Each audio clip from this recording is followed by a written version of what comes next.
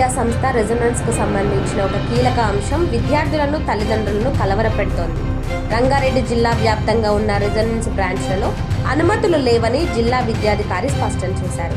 ప్రత్యేకంగా ఈ నెల 14వ తేదీన నిర్వహించనున్న మెగా రెజో ఫాస్ట్ పరీక్షకు కూడా అనుమతులు ఇవ్వలేదని అధికారులు తెలిపారు. విద్యార్థుల భద్రత, నియమ నిబంధనలు, రిజిస్ట్రేషన్ సంబంధిత పత్రాలు పరిశీలించిన తరువాతే ఏ సంస్థకైనా అనుమతి ఇస్తామని, కానీ రెజొనెన్స్ సంస్థ కొన్ని కీలక డాక్యుమెంట్లు సమర్పించకపోవడం వల్ల అనుమతులను నిలిపివేశామని అధికారులు చెబుతున్నారు. ఈ పరిస్థితుల్లో ఇప్పటికే పరీక్షకు సిద్ధమవుతున్న వేలాది మంది విద్యార్థులు, తల్లిదండ్రులు అయోమయానికి గురవుతున్నారు.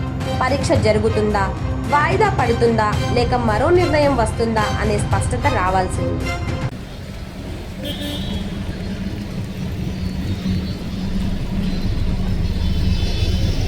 Thank you.